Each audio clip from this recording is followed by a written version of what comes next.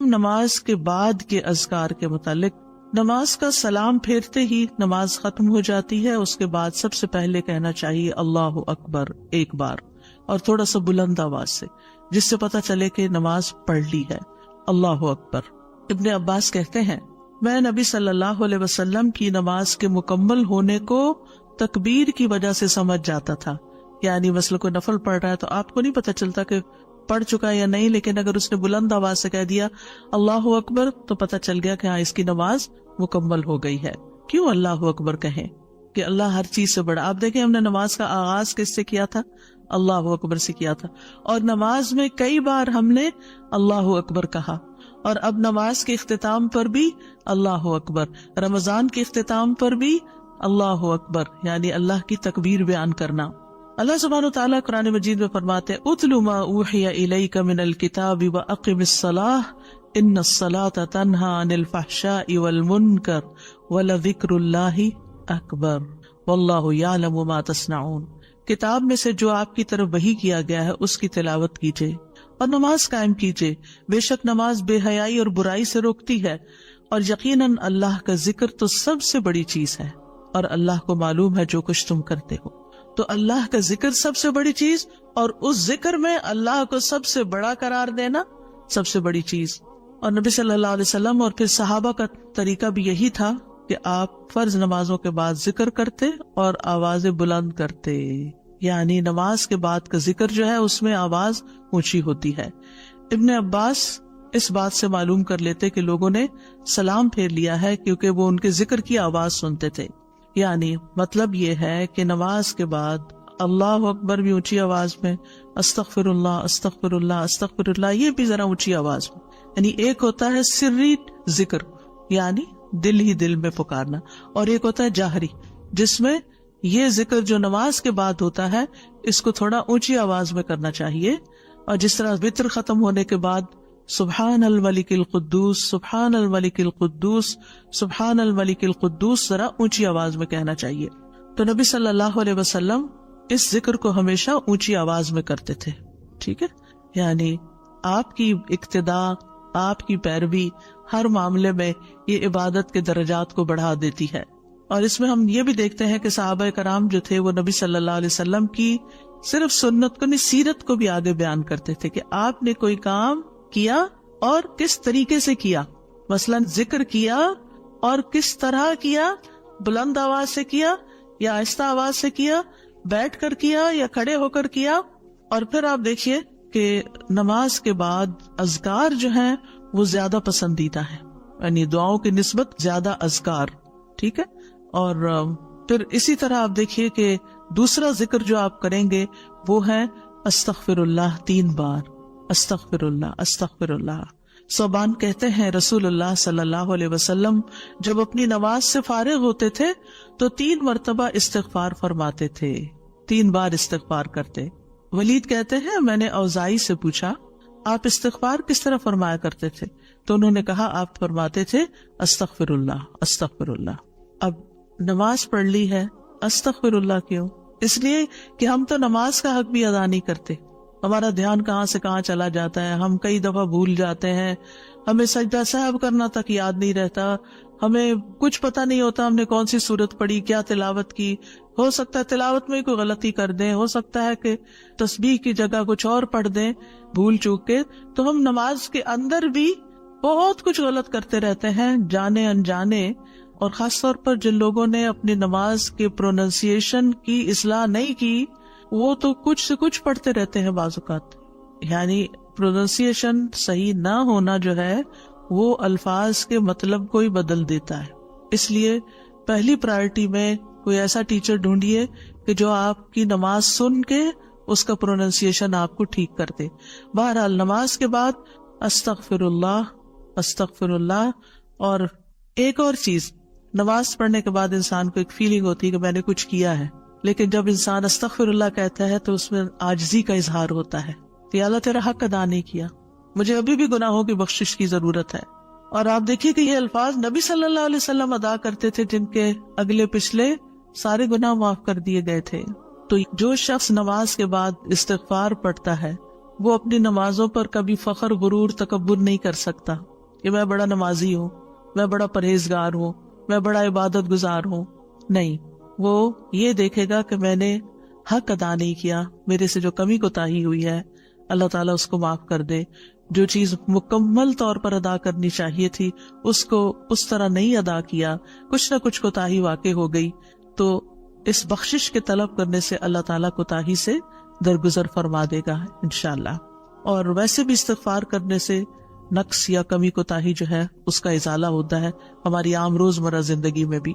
تیسرا ذکر، اب آپ دیکھ رہے ہیں یہ ذکر ہے، اللہ اکبر بھی ذکر ہے، استغفر اللہ بھی ذکر ہے، اور تیسرا یہ بھی ذکر ہے، اللہم انت السلام ومنک السلام تبارکت ذی الجلال والاکرام. اے اللہ تو سراپا سلامتی ہے اور تجھی سے سلامتی حاصل ہوتی ہے، تو بڑی برکتوں والا ہے اے جلال و اکرام والے. یعنی استغفار کے بعد پھر فوراً بعد اللہ تعالیٰ کی تعریف اور یہ ذکر. السلام جو ہے یہ اللہ تعالیٰ کے ناموں میں سے ایک نام ہے، جس کا مطلب یہ ہے کہ اللہ تعالیٰ ہر طرح کی آفات سے، عیبوں سے، ہر طرح کے نقص سے سلامت ہے. کوئی چیز اس کو نقصان نہیں دے سکتی، نہ لوگوں کی باتیں جو اللہ تعالیٰ کے خلاف کرتے ہیں، یا لوگوں کے گمان، یا لوگوں کی نافرمانیاں اور گناہ اور عبادت نہ کرنا، اللہ کا حکم نہ ماننا. اللہ تعالیٰ کو کوئی چیز نقصان نہیں دیتی، وہ سلامت ہے، اس کو کسی کی ضرورت ہی نہیں ہے. یہ جو کچھ ہم کرتے ہیں، ذکر ہو، عبادت ہو، یہ اپنے ہی فائدے کے لیے کرتے ہیں، اللہ تعالیٰ پر کچھ احسان نہیں ہے. تو ہم یہ کہتے ہیں اللہم انت السلام، کہ اللہ تعالیٰ آپ سراسر سلامتی ہیں اور آپ کا ہر فعل جو ہے وہ ظلم سے سلامت ہے، پاک ہے، ہر شر سے پاک ہے. آپ کی تقدیر، آپ کے فیصلے، ہر چیز سلامتی پر مبنی ہے. وَمِنْكَ السَّلَامُ، سلامتی تیری ہی طرف سے آتی ہے، یعنی تو ہی سلامتی دیتا ہے یا تو ہی سلامتی کو روک لیتا ہے. سلامتی کا مالک بھی تو ہی ہے، تو سلامت رکھے تو ہم سلامت ہیں. تو یہ تعلق اللہ تعالیٰ سے انسان اپنا ظاہر کرتا ہے کہ انسان اپنے رب کے بارے میں کیا سمجھتا ہے. تبارکتا، تبارکتا کا لفظ برکت سے ہے، جس کا مطلب ہوتا ہے کثرت سے کسی چیز کا بڑھنا اور قائم رہنا، یعنی تیری خیرات و برکات بہت زیادہ ہیں. ذل جلال والاکرام، اے عزت اور جلال والے. جلال کا مطلب ہے عظمت، بڑائی، اور اکرام کا مطلب ہے احسان. یعنی تو اپنے بندوں کو عزت و اکرام دیتا ہے، اپنے رسولوں کو، اپنے انبیاء کو اور اپنے صالح بندوں کو تو ہی عزت اور اکرام اور برکتیں عطا کرتا ہے. ساری نعمتیں تیری ہی طرف سے ہیں. اور یہ کتنا خوبصورت ذکر ہے جو ہم ہر نماز کے بعد کرتے ہیں، یا جو نہیں کر رہے انہیں لازماً کرنا چاہیے، کہ اللہ سبحانہ وتعالیٰ سے ہم اپنے اچھے گمان کا اظہار کرتے ہیں اور ایک طرح سے انڈائریکٹلی سلامتی اور برکت طلب بھی کرتے ہیں. آپ دیکھیے عموماً ہم جب کسی چیز کے اندر فائدہ دیکھتے ہیں تو ہم خیر اس سے وابستہ کر لیتے ہیں، یہ ہے تو کام ہوگا، یہ نہیں تو کام ہی نہیں ہوگا. مثلاً آپ کوئی قلم خریدتے ہیں اور اس سے لکھنا شروع کرتے ہیں اور آپ کو اچھا لگتا ہے، یا آپ اس سے جو لکھنا چاہتے تھے آرٹیکل یا کوئی چیز یا نوٹس اپنے تو بڑے اچھے لکھ پاتے ہیں، تو آپ کہنے لگتے ہیں یہ قلم بڑا مبارک ہے. ٹھیک ہے بھئی، قلم اچھا ہے، فائدہ دے رہا ہے آپ کو، لیکن اصل تو اللہ نے آپ کے لیے یہ وسیلہ بنایا کہ اس نے آپ تک یہ پہنچایا. تو اصل برکت اور خیر اور سلامتی کا منبع اللہ رب العزت کی ذات ہے. چیزوں کے ساتھ مت چمٹ جائیے اور ان پر اتنے ڈیپینڈنٹ نہ ہو جائے کہ اللہ کو بھول جائیں اور اللہ تعالیٰ کی نعمت اور اللہ تعالیٰ کا احسان یاد نہ کریں. تو اس لیے ہر نماز کے بعد ہم اس بات کا اقرار کرتے ہیں کہ ساری برکتیں تیری ذات سے ہیں یا رب، ساری سلامتی تیری طرف سے ہے یا رب، عزت اور اکرام تیری ہی طرف سے ہے یا رب، تو ہی جس کو چاہے اس پر احسان فرماتا ہے، لہٰذا ہم یہ سب کچھ تجھ سے ہی طلب کرتے ہیں. پھر آپ دیکھیے چوتھا ذکر ہے لا الہ الا اللہ وحدہ لا شریک لہ لہ الملک ولہ الحمد وہو علی کل شیء قدیر. یہ بھی آپ 3 بار پڑھ سکتے ہیں، یہ بھی ذکر ہے، یعنی 3 مرتبہ اللہ تعالیٰ کی توحید کا اقرار. مغیرہ بن شعبہ جو وحی کے کاتب تھے ان سے مروی ہے کہ معاویہ رضی اللہ عنہ نے مغیرہ کو لکھا کہ کوئی حدیث جو آپ نے رسول اللہ صلی اللہ علیہ وسلم سے سنی ہو وہ مجھے لکھ کر بھیجیں. راوی کہتے ہیں کہ مغیرہ رضی اللہ عنہ نے انہیں لکھا کہ میں نے آپ صلی اللہ علیہ وسلم سے سنا ہے آپ اپنی نماز سے فارغ ہونے کے بعد 3 مرتبہ یہ پڑھا کرتے تھے لا الہ الا اللہ وحدہ لا شریک لہ لہ الملک ولہ الحمد وہو علی کل شیء قدیر. سب سے پہلے توحید کا اقرار کہ اللہ ایک ہے، وہی الہ ہے، وہی خالق ہے، مالک ہے، رب ہے، معبود ہے. پھر اس بات کا انکار کہ کوئی اس کا شریک ہو، لا شریک لہ. اور پھر لہ الملک، بادشاہت بھی اسی کی ہے، معبود بھی وہی ہے، بادشاہ بھی وہی ہے، اور ایسا بادشاہ ہے وَلَهُ الْحَمْدُ کہ اس کی تعریف ہے. دنیا کے بادشاہوں کا حشر ہوتا دیکھا ہے آپ نے، ان کے ساتھ کیا کیا جاتا ہے. لیکن اللہ سبحانہ وتعالیٰ کی بادشاہت پر کوئی آنچ نہیں آتی، کوئی اس کو ہلا نہیں سکتا، کوئی اس کو نقصان نہیں دے سکتا، کوئی اس پر باتیں نہیں بنا سکتا، کوئی اس کا نقص نہیں نکال سکتا کہ اللہ تعالیٰ نے آسمان میں یہ کیا چیز بنا دی، زمین میں کیا بنا دی. نہیں، وَلَهُ الْحَمْدُ، اسی کی ہے تعریف. یعنی ایسا بادشاہ کہ جو قابل تعریف ہے، اور ایسا بادشاہ کہ وَهُوَ عَلَى كُلِّ شَيْءٍ قَدِيرٌ. دنیا کے بادشاہ انتہائی بے بس لاچار ہوتے ہیں، ان کے ہاتھ میں کچھ نہیں ہوتا، وہ انسانوں کے محتاج ہوتے ہیں، انسانوں کی خدمت کے، انسانوں کی مدد کے، انسانوں کے مال کے محتاج ہوتے ہیں. یہ بادشاہت کیا بادشاہت ہے جس کی ساری ڈیپینڈنسی لوگوں کے اوپر ہے.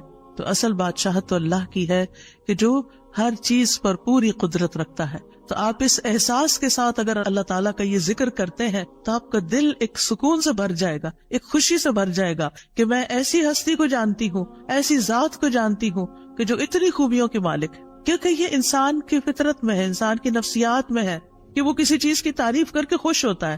اور عام طور پر ہم صرف سامنے نظر آنے والی چیزوں کی تعریف کر کر کے خوش ہوتے رہتے ہیں، اور تھوڑے دن کے بعد وہ بھی خراب ہو جاتی، وہ تعریف بھی ساتھ ہی چلی جاتی ہے. انسان ہے تو مر جاتے ہیں، ان کے اعمال ہے تو ختم ہو جاتے ہیں، اور کبھی وہ اچھے ہوتے ہیں اور پلٹ بھی جاتے ہیں. وہ کہاں گئی تعریفیں؟ جوان ہے تو بڑھاپے میں ساری تعریفیں چلی گئی، مالدار تھے تو غریب ہوئے تو ساری تعریفیں چلی گئی. اسی طرح علم ہے اور جنون لاحق ہو گیا تو ساری تعریفیں چلی گئی، سب کچھ الٹ گیا. اور دنیا کے یہ سارے نظارے آپ نے دیکھے ہوں گے کہ جب ہر نعمت لوگوں پر الٹ جاتی. اسی لیے ہم دعا کرتے ہیں نا کہ اللہم انی اعوذ بک من زوال نعمتک، کہ اللہ نعمتوں کے زوال سے بچانا. یہ انتہائی تکلیف دہ چیز ہے، لیکن یہ ایک دنیا کا قانون ہے، یہ سب کچھ ہوتا ہے اور ہماری آنکھیں دیکھتی ہیں. لیکن اللہ سبحانہ و تعالی ان سب چیزوں سے پاک ہے، اس کو کوئی زوال نہیں اور اس کا کوئی کچھ بگاڑ نہیں سکتا، اور وہ ہر چیز پر پوری طرح قادر ہے، جو چاہے کر سکتا ہے، اور تعریف اسی کے لیے ہے. پانچواں ذکر، لا الہ الا اللہ وحدہ لا شریک لہ لہ الملک ولہ الحمد وہو علی کل شیء قدیر. اللہم لا مانع لما اعطیت ولا معطی لما منعت ولا ينفع ذا الجد منک الجد. اللہ کے سوا کوئی الہ نہیں، وہ اکیلا ہے، اس کا کوئی شریک نہیں، بادشاہت اسی کی ہے اور تمام تعریف اسی کے لیے ہے، اور وہ ہر چیز پر پوری طرح قدرت رکھنے والا ہے. اے اللہ، جو کچھ تو نے دیا ہے اسے کوئی روکنے والا نہیں، اور جو کچھ تو نے روک دیا اسے کوئی دینے والا نہیں، اور کسی مالدار کو تیری بارگاہ میں اس کا مال نفع نہیں پہنچا سکتا. ابتدا میں تو وہی اللہ کی توحید بیان ہوئی، اس کی بادشاہت اور اس کی حمد کا ذکر ہے اور اس کی قدرت کا ذکر ہے، اور اس کے بعد کہ جو اللہ نے دیا، جو وہ دینا چاہتا ہے اسے کوئی روک نہیں سکتا. یہاں بھی آپ دیکھیں، مانگ کچھ نہیں رہی، یہ ذکر ہے، یہ دعا نہیں، یہ کیا ہے؟ ذکر ہے. اور جو کچھ تو نے روک دیا کوئی دے ہی نہیں سکتا، اور سارے ہی مالدار فقیر ہیں، اور خاص طور پر تیرے سامنے فقیر ہیں. یا ایھا الناس انتم الفقراء الی اللہ واللہ هو الغنی الحمید. اے لوگو، تم سب اللہ کے فقیر ہو، اللہ کے محتاج ہو، اور اللہ ہی غنی، مالدار اور وہی قابل تعریف ہے. واللہ هو الغنی الحمید. ٹھیک ہے. نبی صلی اللہ علیہ وسلم جب سلام پھیرتے تھے تو یہ دعا پڑھا کرتے تھے یا یہ ذکر کیا کرتے تھے. اور اس میں آپ دیکھیے کہ یہ جو عقیدہ ہے نا کہ اللہ روکے تو کوئی دے نہیں سکتا، یہ انسان کو بڑا اطمینان دے دیتا ہے. اگر کوئی چیز، کوئی خیر آپ کی طرف آنے سے رکی ہوئی ہے تو وہ اللہ ہی نے روکی ہوئی ہے، آپ پر رحمت کی وجہ سے.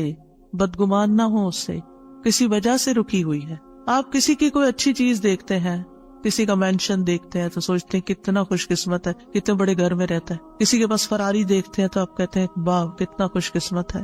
لیکن آپ کو نہیں پتا کہ یہی چیزیں اس کے لیے کتنی بڑی آزمائش بنی ہوئی ہیں، آپ نہیں جانتے. اور اگر اللہ نے آپ کو نہیں دی تو آپ کو بہت سے شر سے محفوظ رکھا. تو اللہ کا روکنا بھی خیر کا باعث ہوتا ہے یہ سبق پکا کر لیں کہ جب اللہ تعالیٰ کوئی چیز نہیں دیتا یا دیر سے دیتا ہے یا روک لیتا ہے اور کوئی چارہ نہیں ہوتا، آپ کہتے ہیں میری کوئی دعا قبول نہیں ہو رہی، میرا کوئی طریقہ کام نہیں آ رہا، تو اس میں بھی کوئی خیر ہوتی ہے، کیونکہ جو اللہ نے مقدر میں لکھا ہے وہ پہنچ کے رہے گا. کوئی روک نہیں سکتا جو تو دے، اور کوئی دے نہیں سکتا جو تو روک لے، اور جسے اللہ نے آپ کے مقدر میں لکھا ہے وہ آپ تک آئے گا ہی آئے گا. سورۃ فاطر میں اللہ تعالیٰ فرماتے ہیں ما یفتح اللہ للناس من رحمت فلا ممسک لها وما یمسک فلا مرسل له من بعدہ وہو العزیز الحکیم. جو کچھ اللہ لوگوں کے لیے رحمت میں سے کھول دے اسے کوئی بند کرنے والا نہیں، اور جو وہ بند کر دے اس کے بعد اسے کوئی کھولنے والا نہیں. حدیث میں آتا ہے ما اصابک لم یکن لیخطئک وان ما اخطأک لم یکن لیصیبک. جو کچھ تمہیں پہنچا وہ تم سے خطا ہونے والا نہیں تھا، اور جو نہیں ملا وہ ہرگز ملنے والا نہیں تھا. قرآن مجید میں سورۃ الرعد میں اللہ تعالیٰ فرماتے ہیں وَإِذَا أَرَادَ اللَّهُ بِقَوْمٍ سُوءًا فَلَا مَرَدَّ لَهُ. جب اللہ کسی قوم کے ساتھ برائی کا ارادہ کر لیتا ہے تو اس کو کوئی پھیرنے والا نہیں، کوئی سپر پاور اس ملک کی مدد نہیں کر سکتی اگر اللہ نے اس کے لیے جنگ کا فتنہ یا کسی اور طرح کی کوئی آزمائش لکھی ہے. یہ اللہ کے فیصلے ہوتے ہیں، یا اللہ نے کسی قوم کو تباہ کرنے کا فیصلہ کر لیا ہو تو کوئی اس کو روک نہیں سکتا. لہٰذا ہمیں اللہ پر ہی بھروسہ کرنا چاہیے، اور ہر حال میں ایسی پریشان کن باتوں پر اللہ تعالیٰ ہی کی طرف رجوع کر لینا چاہیے. یاد رکھیے اگر کوئی چیز نہیں ملی تو اللہ تعالیٰ کو الزام مت دیں، اللہ تعالیٰ سے ناراض نہیں ہو، اللہ تعالیٰ سے بدظن نہیں ہو. یہ روکنا اس کی رحمت ہے. انسان اگر ان دو جملوں پر ایمان لے آئے تو پھر اس کا مکمل بھروسہ اللہ کی ذات پر ہو جائے گا. وہ رزق کے بارے میں اللہ پر ہی توکل کرے گا، نقصان کو دور کرنے اور بھلائی کو پانے کے لیے اللہ پر ہی بھروسہ کرے گا. وہ اللہ کو اپنے لیے کافی سمجھے گا. یعنی جہاں کہیں دل چھوٹا ہوا، جہاں کہیں کوئی پریشانی آئی، کہتے حسبی اللہ و نعم الوکیل. اللہ کار ساز یعنی کام بنانے والا اللہ ہی میرے لیے کافی ہے، وہ میرا کام بنائے گا، وہ میری مشکل آسان کرے گا. تو یہ توحید ربوبیت اور الوہیت پر مشتمل جملے ہیں. ابن تیمیہ کہتے ہیں یہ حدیث دو عظیم اصولوں پر مشتمل ہے. نمبر 1 توحید ربوبیت، اور وہ ہے جسے اللہ دینا چاہے اسے کوئی روک نہیں سکتا، اور جسے وہ روک دے اسے کوئی نہیں دے سکتا. بس بندہ اللہ ہی پر توکل کرتا ہے اور اسی سے مانگتا رہتا ہے، کیونکہ دینا جو اس نے ہے تو پھر کسی اور سے کیوں مانگے گا، کسی اور سے توقع لگا کے کیوں بیٹھ جائے گا، کسی اور کے در پہ کیوں جائے گا. اس کو پتا ہے صرف اللہ ہی نے کرنا ہے جو کرنا ہے. اس سے عقیدہ توحید پکا ہوتا چلا جاتا ہے کہ صرف اللہ ہی نے کرنا ہے. اور توحید الوہیت ولا ينفع ذا الجد منک الجد. عام طور پر انسان یہ سمجھتا ہے میرے پاس مال ہے مجھے کوئی مشکل نہیں، یعنی جب کوئی کام سامنے آتا ہے نا تو فوراً دیکھتا ہے کتنا ہے بینک میں، کتنا کیش رکھا ہے، کیا ہے میرے پاس، کتنی پراپرٹی ہے. یعنی فوراً انسان کا دماغ گھوم کے اس طرف چلا جاتا ہے نا بہت ہے، انف ہے، کام ہو جائے گا. اللہ چاہے گا تو ہوگا. صرف آپ کے مال سے کچھ نہیں ہوتا. آپ سارا لگا دیں بزنس میں پورا لاس ہو سکتا ہے. پھر بتائیے آپ کے مال نے آپ کو کیا فائدہ دیا؟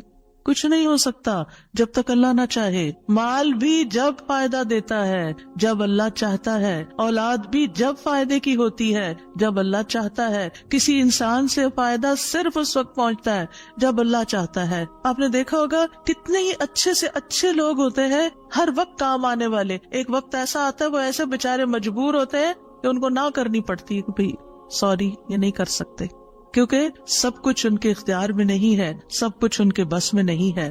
اسی طرح انسان کے پاس بعض اوقات کوئی عہدہ ہوتا ہے، انفلوئنس ہوتا ہے، وہ سمجھتا ہے یہ عہدہ ہے میرے پاس میں سب کچھ کر سکتا. نہیں کر سکتے. آپ نے دیکھا ہوگا دنیا کے بڑے بڑے ملکوں کے جو حکمران ہوتے ہیں کتنے بے بس ہوتے ہیں، کچھ بھی نہیں ہوتا ان کے ہاتھ میں، اپنی تقدیر نہیں بنا سکتے، اپنا فائدہ نہیں کر سکتے. اور پھر آپ دیکھیے کہ اللہ سبحانہ و تعالیٰ دنیا اسے بھی دیتا ہے جس سے وہ محبت کرتا ہے، اور اسے بھی دیتا ہے جس سے وہ محبت نہیں کرتا. لیکن یاد رکھیے ایمان اس کو دیتا ہے، دین کی سمجھ اس کو دیتا ہے جس سے وہ محبت کرتا ہے. وَمَن يُرِدِ اللَّهُ بِهِ خَيْرًا يُفَقِّهْهُ فِي الدِّينِ. دنیا تو سب کے پاس، مومن مسلم کافر سب کے پاس ہو سکتی ہے. دنیا کے بڑے بڑے فائدے ہر ایک کو مل سکتے ہیں، لیکن دین اس کو ملتا ہے جس سے اللہ محبت کرتا ہے. لہٰذا انسان کو اللہ ہی کی طرف رغبت کرنی چاہیے، اور کبھی بھی اپنے مال پہ، اپنے جاہ پہ، اپنے ریسورسز پہ، اپنی قوتوں پر، اپنے علم پر کبھی بھروسہ نہیں کرنا چاہیے کہ یہ میرے لیے کچھ بنائیں گے اور ان کی وجہ سے میں آگے بڑھ جاؤں گا اور ان کی وجہ سے میرا بہت فائدہ ہوگا. کہ اللہ فائدہ لائے گا نا, ان میں سے کوئی ایک چیز بھی آپ کے پاس نہیں ہوگی تو آپ کا کام بن جائے گا. اور اگر فائدہ نہیں دینا نا اللہ نے ان ساری چیزوں کے ہوتے ہوئے, کئی دفعہ لوگ کہتے ہیں ہر چیز ہے میرے پاس لیکن پھر بھی میرا یہ مسئلہ حل نہیں ہوتا, معلوم نہیں کیوں رکاوٹ آ گئی, اور پھر وہ غلط سوچنا شروع کر دیتے ہیں فلاں کی بندش ہے, فلاں کی نظر ہے, فلاں نے یہ کر دیا. نہیں, نفع اور نقصان دونوں اللہ کے ہاتھ میں. نہ کسی کی نظر آپ کو نقصان دے سکتی ہے, نہ کسی کا جادو آپ کو نقصان دے سکتا ہے, نہ کسی کا حسد آپ کو نقصان دے سکتا ہے اگر اللہ نہ چاہے. لہٰذا اسی سے دعا کرتے رہیں اور جو پروٹیکشن کی دعائیں اس نے سکھائی ہیں وہ پڑھتے رہیں اور باقی بھروسہ اللہ کی ذات پر کریں.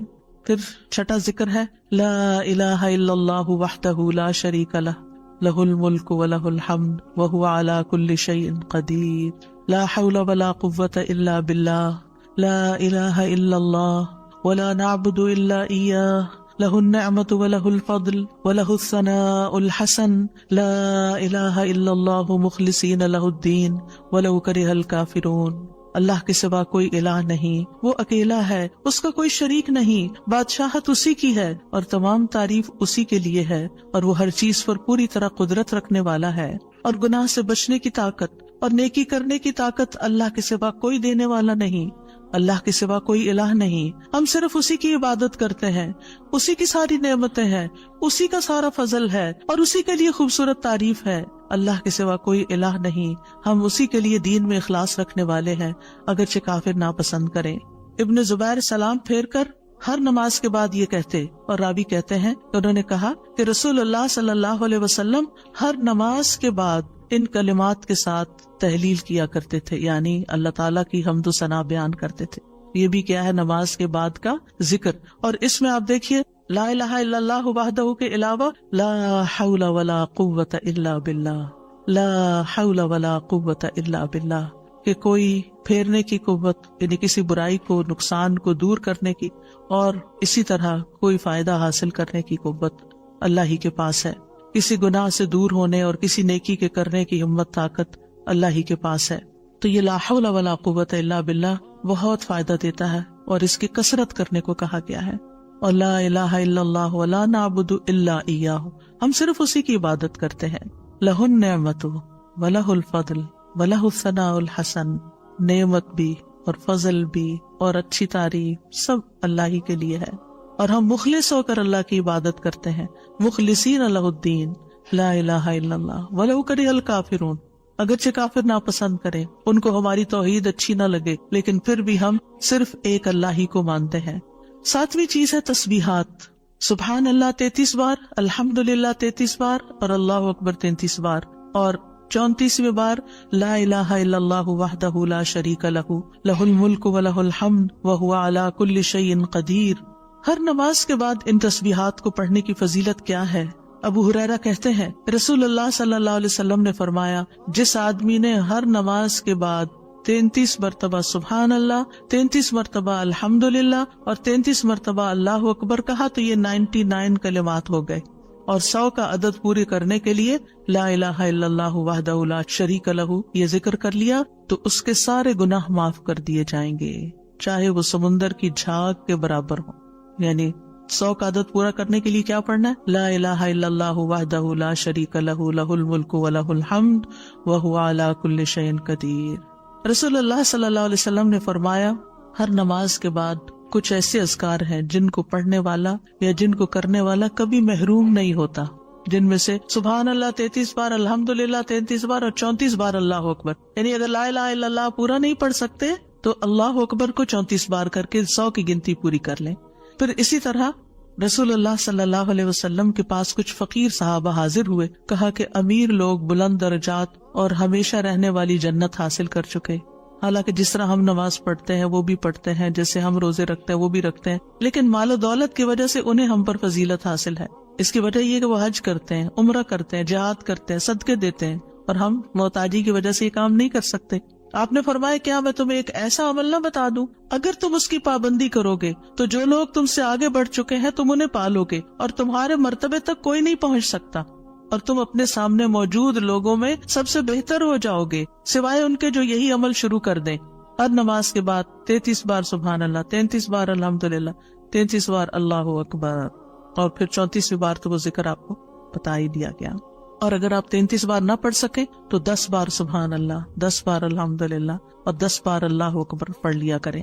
یعنی اگر جلدی ہے تو پھر 10 بار بھی پڑھ سکتے ہیں۔ نبی صلی اللہ علیہ وسلم نے فرمایا 2 عمل ایسے ہیں اگر کوئی مسلمان بندہ ان کی پابندی کر لے تو جنت میں داخل ہوگا، اور وہ بہت آسان ہے مگر ان پر عمل کرنے والے بڑے کم ہیں۔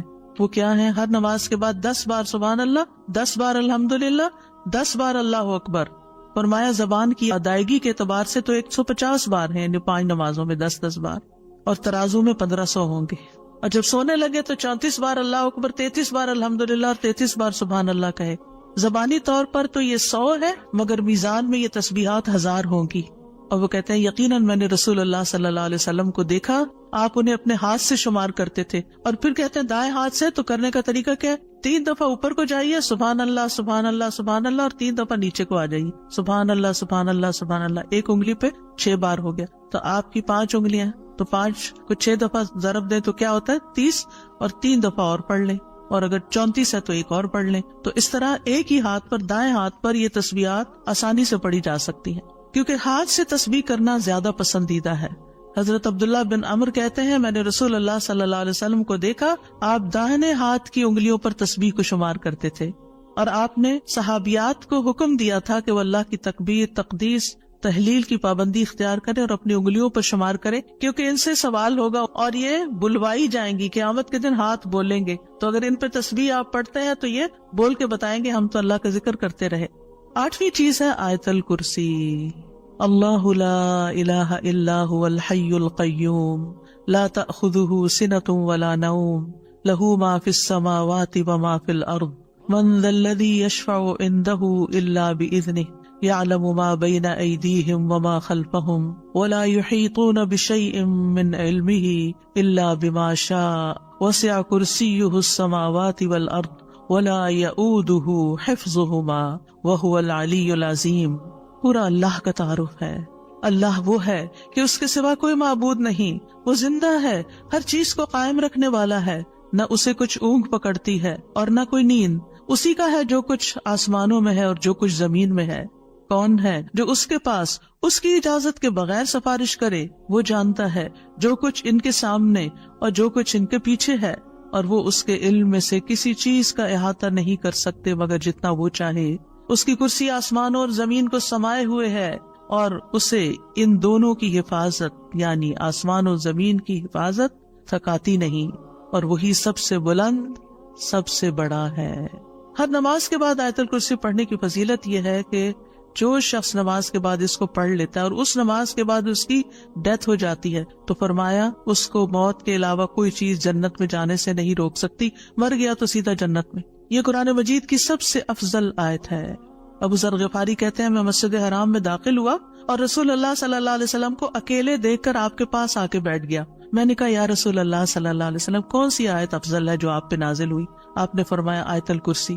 کرسی کے مقابلے میں 7 آسمان اس طرح ہیں جیسے بیابان زمین میں کوئی چھلا گرا پڑا ہو، اور پھر کرسی کے مقابلے میں عرش کا حجم اتنا ہے جیسے اس چھلے کے مقابلے میں بیابان کا وجود۔ اور یہ قرآن مجید کی سب سے عظیم آیت بھی ہے۔ ابی ابن کعب سے روایت ہے ایک مرتبہ نبی صلی اللہ علیہ وسلم نے ان سے پوچھا اللہ کی کتاب میں سب سے عظیم آیت کون سی ہے؟ انہوں نے کہا اللہ اور اس کا رسول ہی زیادہ جانتے ہیں۔ آپ نے یہ سوال کئی مرتبہ دہرایا تو ابی ابن کعب نے کہا آیت الکرسی۔ یہ سن کر آپ نے فرمایا ابو المنذر تمہیں تمہارا علم مبارک ہو، اس ذات کی قسم جس کے ہاتھ میں میری جان ہے، عرش کے پائے کے پاس یہ اللہ بادشاہ کی پاکیزگی بیان کرتی ہوگی، اس کی ایک زبان اور 2 ہونٹ ہوں گے، یعنی جو لوگ اس پڑھیں گے وہ ان کے حق میں ایک طرح سے گواہ ہوگی۔ 9ویں چیز جو نماز کے بعد پڑھنی چاہیے وہ ہے معوذات، سورۃ الاخلاص، سورۃ الفلق، سورۃ الناس۔ پہلی سورت میں اللہ تعالیٰ کی توحید بیان ہوئی ہے، دوسری سورت میں انسان کو پناہ مانگنے کے لیے کہا گیا ہے، کہہ دیجئے میں مخلوق کے رب کے پناہ پکڑتا ہوں اس چیز کے شر سے جو اس نے پیدا کی، اور اندھیری رات کے شر سے جب وہ چھا جائے، اور گرہوں میں پھونکنے والیوں کے شر سے، اور حسد کرنے والے کے شر سے جب وہ حسد کرے۔ انہی چیزوں کا خوف رہتا ہے نا، کوئی جادو کر دے گا، کوئی حسد کر لے گا۔ ہر نماز کے بعد پڑھیں گے، کس وقت وہ کرے گا؟ اس کو تو آپ موقع ہی نہیں دے رہے کہ وہ جادو کرے یہ آپ سے حسد کرے. ہر 2 نمازوں کے بیچ میں جو کوئی ایسا فتنہ فساد آیا اس کا ازالہ ہوتا چلا جائے گا. عقبہ بن عامر کہتے ہیں کہ رسول اللہ صلی اللہ علیہ وسلم نے مجھے حکم دیا تھا کہ میں ہر نماز کے بعد معوذات پڑھا کروں، یعنی یہ تینوں صورتیں پڑھا کروں. 10ویں چیز ہے ربی اعنی علی ذکرک و شکرک و حسن عبادتک، اللہ کے ذکر، اس کے شکر اور اچھی عبادت پر اللہ کی مدد مانگنا. معاذ بن جبل کہتے ہیں کہ رسول اللہ صلی اللہ علیہ وسلم نے میرا ہاتھ پکڑا اور فرمایا اے معاذ، اللہ کی قسم میں تم سے محبت کرتا ہوں. کتنے خوش قسمت تھے معاذ رضی اللہ عنہ. میں نے عرض کیا یا رسول اللہ صلی اللہ علیہ وسلم، میں بھی آپ سے محبت کرتا ہوں. تو رسول اللہ صلی اللہ علیہ وسلم نے فرمایا تم پابندی سے ہر نماز میں یہ دعا مانگا کرو، رب اعنی علی ذکرک و شکرک و حسن عبادتک.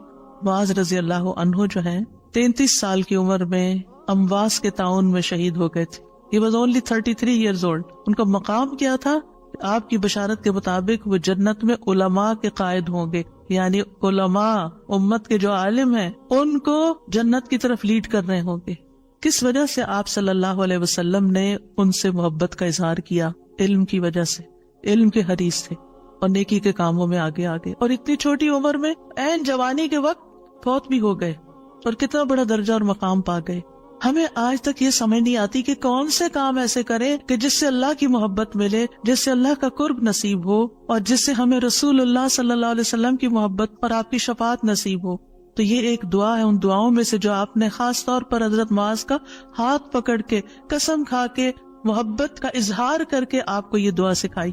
چند لفظ ہیں، کیا ہمارے لیے یہ پڑھنا بھی مشکل ہے؟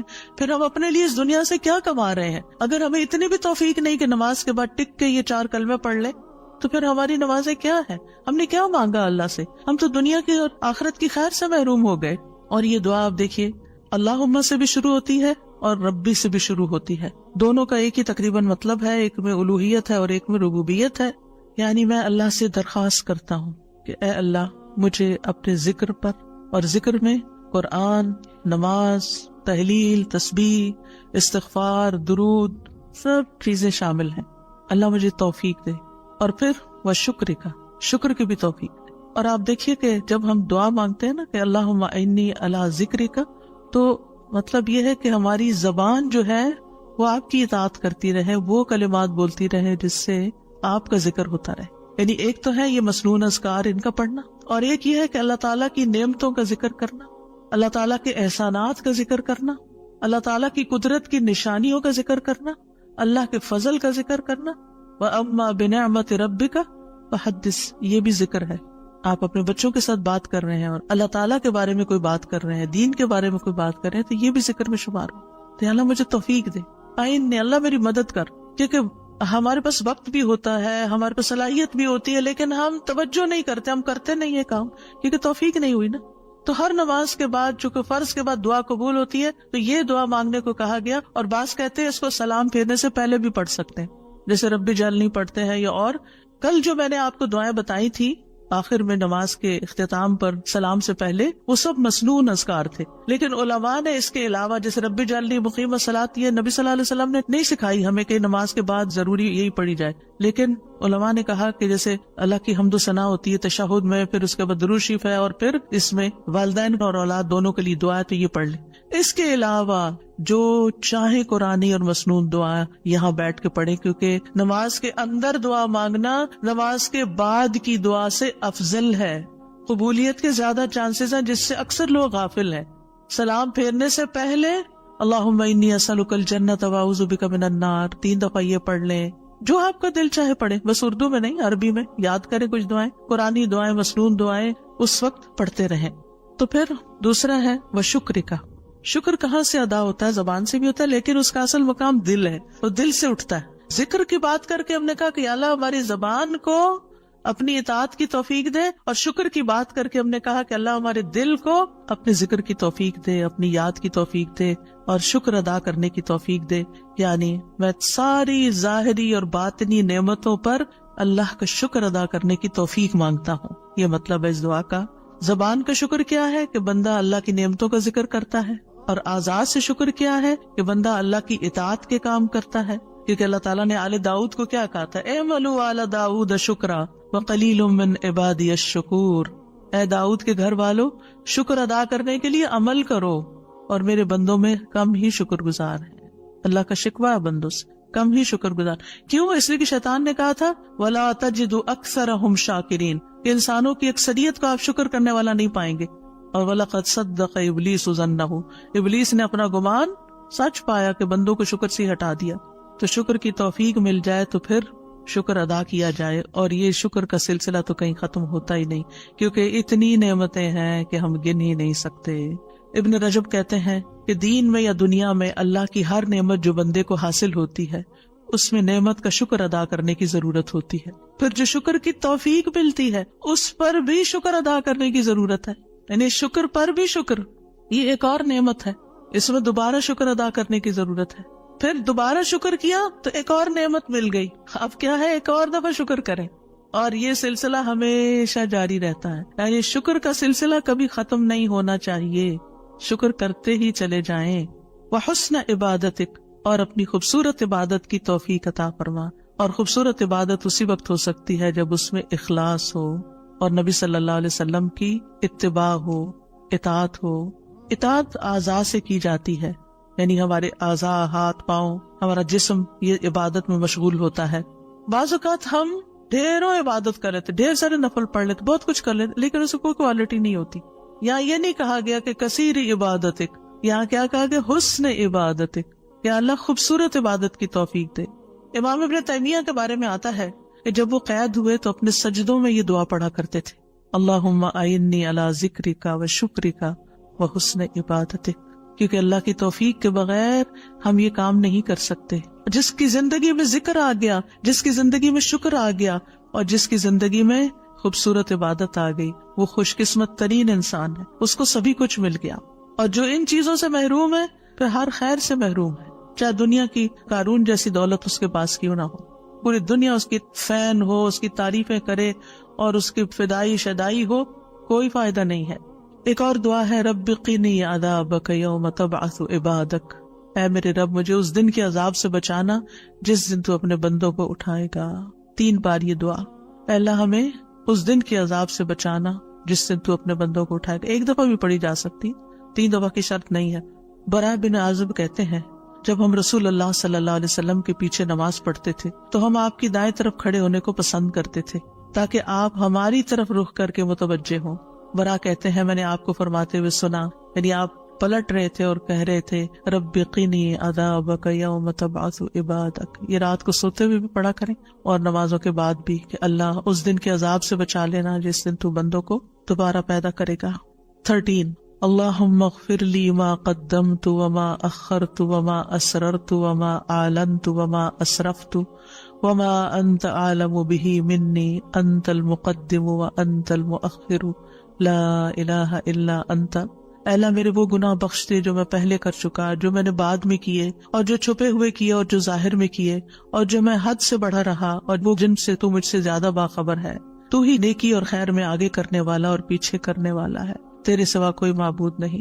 نبی صلی اللہ علیہ وسلم سلام پھیرنے کے بعد یہ دعا پڑھا کرتے تھے، یعنی اس دعا کے بارے میں ثابت ہے کہ سلام کے بعد پڑھا کرتے تھے. اللہم اغفر لی ما قدمت، بات یہ ہے کہ جو نیک لوگوں کی نیکیاں ہوتی ہیں وہ مقربین کے گناہ شمار ہوتے ہیں، یعنی ان کا سٹینڈرڈ اور ہائی ہوتا ہے نا، ان کی کوالٹی اور اچھی ہوتی ہے. تو اس لیے نبی صلی اللہ علیہ وسلم کے گناہ کوئی نہیں تھے کہ جس کے لیے آپ بخشش مانگتے تھے. ایک تو ہمیں سکھانے کے لیے، اور دوسرا یہ ہے کہ نیکیوں میں سے جو کم درجے کی نیکیاں ان پر بھی. وما اخرت، اور جو عبادت مجھ سے تاخیر ہوئی، کوتاہی ہوئی، جو میں نے لیٹ کی، جس کا حق ادا نہیں کیا. وما اسررت، جو میں نے چھپایا، جو میرے دل میں وسوسے اور خیالات آئے. بعض اوقات نماز کے اندر وسوسے آنا شروع ہو جاتے ہیں، تو یا اللہ تو اس کو بھی معاف کر دے. وما اعلنت، اور جو میں نے ظاہراً کیے، یعنی وہ اقوال افعال جو سب کے سامنے، لوگوں کے سامنے کوئی بری مثال پیش کی.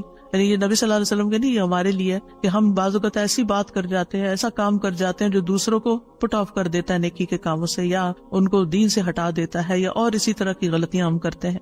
اور پھر آپ دیکھیے کہ نبی صلی اللہ علیہ وسلم کی ہمبلنس بھی اس سے پتہ چلتی ہے کہ کتنے آپ ہمبل تھے، کہ سارا کچھ کر کے، بہترین عبادت کر کے پھر بخشش بھی مانگ رہے ہیں. اور پھر آپ دیکھیے کہ وما اسرفت، ہر معاملے میں ہم حد سے پار ہو جاتے ہیں، خوشی میں، غم میں، بے صبری میں، ہر چیز میں. تو اس کی بھی دعا ہے یہ کہ اللہ جہاں بھی میں حد لمٹ کراس کر رہا ہوں، اللہ مجھے وہ کراس کی بھی لمٹ کے آگے جو غلط کام کیا ہے مجھ سے تو وہ بھی معاف کر دے. اور وما انت عالم بہ منی، اور جو تو مجھ سے زیادہ جانتا ہے. یعنی خاص کے بعد عام کا بھی ذکر ہے، یعنی میں نے تو مانگ لیا جو مجھے سمجھ آتی تھی، اب اس کے علاوہ بھی جو کچھ ہے اس کو بھی آپ معاف کر دیجیے. اور پھر انت المقدم و انت المؤخر، دوسرے روایت میں انت المقدم والمؤخر بھی آتا ہے. جس کو تو چاہتا ہے آگے بڑھا دیتا ہے نیکی میں، جس کو تو چاہتا ہے پیچھے کر دیتا ہے. یعنی یہ نہ سوچیے کہ آج میں اگر نیکیوں میں آگے ہوں تو ہمیشہ ایسے ہی رہوں گی، ہمیشہ ڈرتے رہا کریں، پیچھے بھی ہو سکتے ہیں. تو یا اللہ تو مجھے آگے ہی رکھنا مراد یہ ہے. اور اگر نبی صلی اللہ علیہ وسلم کے بارے میں ہے تو آپ کی نبوت سب سے آخر میں تھی، وہ ایک پازیٹیو سینس میں ہے، انت المقدم و انت المؤخر. اور پھر اسی طرح یہ ہے کہ قیامت کے دن سب سے پہلے آپ اٹھائے جائیں گے، حالانکہ دنیا میں آپ کی نبوت سب سے آخر میں تھی. تو یہ اللہ تعالیٰ کا فیصلہ ہوتا ہے، جس چیز پر وہ چاہتا ہے اپنے بندوں کو اتارتا ہے، جس کو چاہتا ہے آگے بڑھاتا ہے، جس کو چاہتا ہے عزت دیتا ہے، جس کو چاہتا ہے ذلت دیتا ہے. اور بندوں کے ایک دوسرے پر درجات ہیں. نمبر 14 سبحانک اللہم و بحمدک استغفرک و اتوب الیک. یہ مجلس کے اختتام پر بھی اور نماز کی دعاؤں کے اختتام پر بھی. پاک ہے تو اے اللہ، تیری ہی حمد ہے، میں تجھ سے بخشش مانگتا ہوں، تیری ہی طرف میں رجوع کرتا ہوں. یہ اچھے عمل پر مہر لگانے والے کلمات ہیں. حضرت عائشہ سے روایت ہے کہ رسول اللہ صلی اللہ علیہ وسلم جب کسی مجلس میں بیٹھتے یا نماز پڑھتے یا کچھ کلمات پڑھتے، حضرت عائشہ نے ان کے بارے میں پوچھا تو آپ نے فرمایا اگر کسی شخص نے اس مجلس میں اچھی باتیں کی ہوں گی تو یہ کلمات قیامت تک ان باتوں کے لیے مہر بن جائیں گے، اور اگر اس نے اس مجلس میں کوئی فضول بات کی ہے تو یہ اس کے لیے کفارہ بن جائیں گے. اور اس کے دیگر روایات بھی ہیں، یعنی دیگر طرق بھی ہیں اس دعا کے. اور پھر ایک اور دعا، رب اغفر لی وتب علی انک انت التواب الغفور. اے اللہ تو مجھے بخش دے اور میری توبہ قبول کر، بے شک تو بہت توبہ قبول کرنے والا، بہت بخشش فرمانے والا ہے. فجر اور مغرب کی نماز کے بعد کا خاص ذکر لا الہ الا اللہ وحدہ وحدہ لا شریک لہ لہ الملک ولہ الحمد یحیی ویمیت وہو علی کل شیء قدیر. اللہ کے سوا کوئی الہ نہیں، وہ اکیلا ہے، اس کا کوئی شریک نہیں، بادشاہت اسی کی ہے، تمام تعریف اسی کے لیے ہے، اور وہ ہر چیز پر پوری قدرت رکھنے والا ہے. اور سلام کے بعد تشہد کی حالت میں اگر آپ بیٹھے بیٹھے یہ ذکر کرتے ہیں، یعنی مصلی سے اٹھنے سے پہلے یہ ذکر کرتے ہیں، تو نبی صلی اللہ علیہ وسلم نے فرمایا جس نے نماز مغرب اور صبح کی نماز کے بعد اتحیات میں اٹھنے سے پہلے اپنی ٹانگ کو دوہرا کیے ہوئے، یعنی جس پوزیشن میں آپ بیٹھے اسی پوزیشن میں بیٹھے بیٹھے 10 بار یہ ذکر کیا، اللہ تعالیٰ اس کے لیے 10 نیکیاں لکھ لیتا ہے، 10 گناہ اس سے دور کر دیتا ہے، 10 درجے اس کے بلند کر دیتا ہے. اس کے لیے ہر بری چیز سے حفاظت، شیطان مردود سے پناہ دینے والے یہ کلمات ہوتے ہیں. کوئی گناہ سوائے شرک کے اس کو نہیں پہنچتا، اور یہ اس روز عمل میں سب لوگوں سے افضل ہوتا ہے. یعنی صبح کے وقت اگر کوئی یہ پڑھ کے اٹھتا ہے مصلی سے تو یہ سب لوگوں سے افضل ہوتا ہے، سوائے اس شخص کے جس نے اس کے برابر یا اس سے زیادہ ان کلمات کو پڑھا ہو. اور ایک اور روایت میں ہے جو یہ 10 مرتبہ مغرب کے بعد پڑھے گا، اللہ اس کی حفاظت کے لیے اسلحہ بردار فرشتے بھیجے گا جو اس کی صبح تک شیطان سے حفاظت کریں گے. اللہ تعالیٰ سے دعا ہے کہ اللہ تعالیٰ ہمارے اعمال کو قبول کرے اور ہمیں اس ذکر کی توفیق دے. میں یہ پڑھتے ہوئے سوچ رہی تھی کہ جو شخص یہ ساری دعائیں پڑھے نماز کے بعد، اس کے پاس فضول کام کرنے کا کون سا وقت باقی بچے گا.